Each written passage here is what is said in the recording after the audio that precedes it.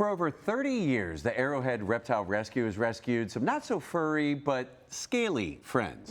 Yes, of course. So the group's mission really is to educate the community about amphibians and reptiles while also working to provide them with homes. And so joining us today is Cindy Stark. She is the education coordinator and board member of Arrowhead Reptile Rescue. Cindy, thanks so much for joining us. Well, thank you very much for the invite. It's very nice to be here. Yes, of course. What exactly is the Arrowhead Reptile Rescue? What all do you all do?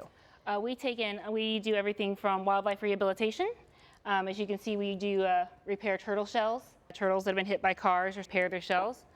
As you can see, their spine, their shell is just made of bone, so it's just like a bone fracture repair. Wow, that's really cool. So that's for like the rehabilitation thing you do, and then you also do have adoptable pets? Yep, we take in reptiles that people can no longer keep, usually from moving into apartments and things like that won't let them keep them. And we'll screen the health, make sure there's no health problems or anything like that, because we don't want to adopt anything that's not healthy, obviously. So we screen the adopters as well, and then we will adopt them out into homes for permanent residence. That's so important. When you go out into the community and you do these educational programs, do you bring things like this? Yes, this is our typical layout for educational presentation.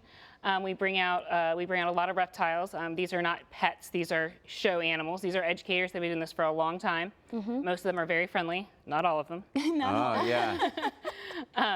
So we usually bring out turtles and tortoises. Today we have Mr. Happy. Mr. Happy, look at this. Mr. Happy is an alligator, Whoa, and he's smiling all right. Hi. I mean, his mouth is just hanging open. This is not a touchable one. This is one that will get you if he can. Oh. Wow. And these guys are one of the largest freshwater aquatic turtles. They get to be about 300 pounds. So he's just a baby. He's maybe 5 years Look at old. his little tongue there. So that little piece of tongue is called a lure. So his big way of hunting is to sit really, really, really still and wait for a fish to come up and get that worm in his mouth and then snap him. Wow. All right. Well, he looks clearly Mr. Happy. not so happy to be here. Well, thank you, Mr. Happy. Yes, thank you, Mr. Happy. And who else do we have coming out here now? We also have a blue-tongued skink. This is Sandal.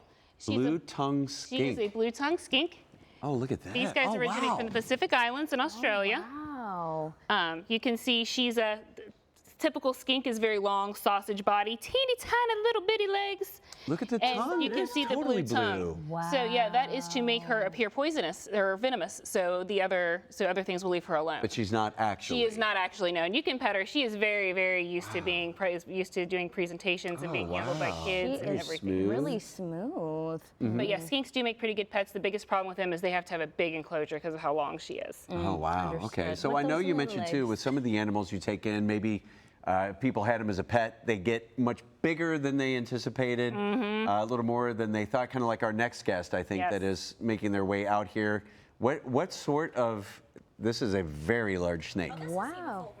Oh my gosh, this isn't even full grown. So what No, kind of this is snake the is this? longest. This is the longest snake in the world. This is reticulated python. Oh wow. Her name is Billy.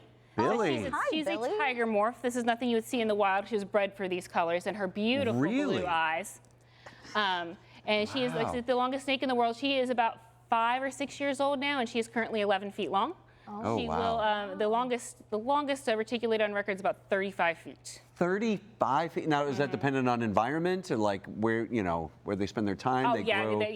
they spend time in smaller areas. They'll definitely get a stunted growth and things like that. And she's so used to people and stuff. You can come pet her too. She's very used to Wow, people Billy. and things like that. She's Hi, an Billy. she's How an you excellent doing? little specimen. Here we go, like a certain way here. You want to go from head to tail. Head to tail. Yep, head to Okay. tail. That Well, her noise you head heard in the is background all was the way our over there. producer Ashley fainting. I Yes, think. running away. But Billy is so cool and like checking things out here.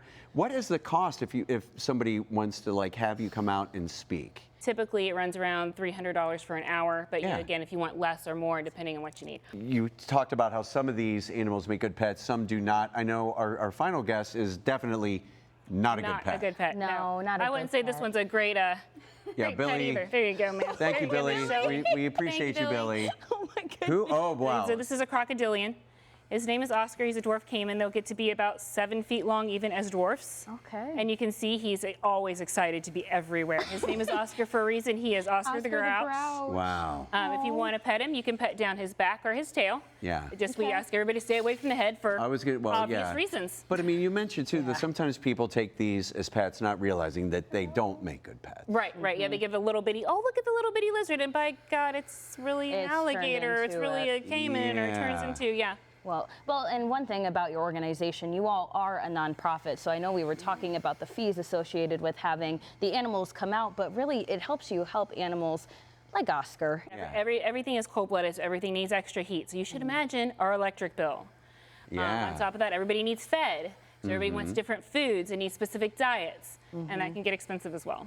And we understand you have an upcoming event to tell us about too. We do. We're going to be at Middletown Night Out on August 1st for their annual event, and we'll have all the reptiles there and meeting people and greeting people. If people want to learn more, maybe they want to volunteer, they want to adopt, where can they go? www.arrowheadreptilerescue.org is our website. You can find links for volunteer applications, adoption applications. We're always looking for good people to help us out.